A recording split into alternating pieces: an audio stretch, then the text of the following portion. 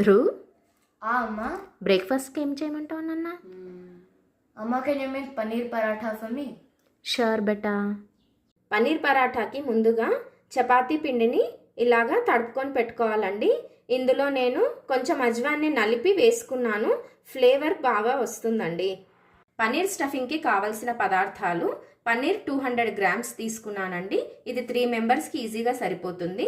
Coriander, chilli powder, coriander powder, garam masala, salt. ఈ spices అన్నీ మీ రుచికి తగ్గట్టు వేసుకోండి. పన్నీర్ని ముందుగా గ్రేట్ చేసుకోవాలండి. ఒక 5 మినిట్స్ టైం పడుతుంది కదా.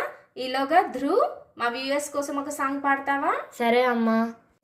से तू गुनगुनाए मुस्कुराए छोटी बड़ी बातों से मुंह फुलाए ये नजाकत मेरी आदत पास मुझे लाए नादानियाँ नादानियाँ कीजे मुझे नादानियाँ नादानियाँ नादानियाँ पागल करे तेरे हर अदा.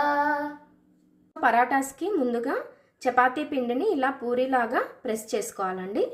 పన్నీర్ని గ్రేట్ చేసి స్పైసెస్ అన్నిటిని వేసేసుకొని మెల్లిగా మొత్తం కలుపుకోవాలి. సో ఇప్పుడు ఇందులోకి మనం పన్నీర్ మిక్స్చర్ని పెట్టేసుకొని మంచిగా క్లోజ్ చేసుకోవాలండి.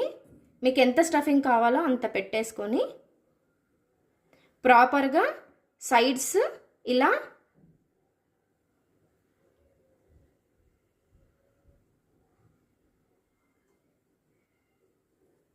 క్లోజ్ చేసుకోవాలండి. ఇలా ప్రిపేర్ చేసుకోవాలండి. పన్నీర్ మొత్తం ఈవెన్గా స్ప్రెడ్ అయిపోయింది చూడండి. ప్యాన్ పెట్టేసుకొని మన పరాఠాని ఫ్రై చేసుకుందామండి. ఇలా గోల్డెన్ బ్రౌన్ కలర్ వచ్చే వరకు రోస్ట్ చేసుకోవాలండి. ఘీ 2 సైడ్స్ వేసి మంచిగా రోస్ట్ చేసుకోండి. పరాటా రెడీ అయిపోయిందండి.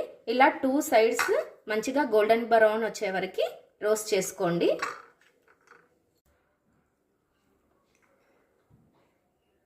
Wow, so yummy.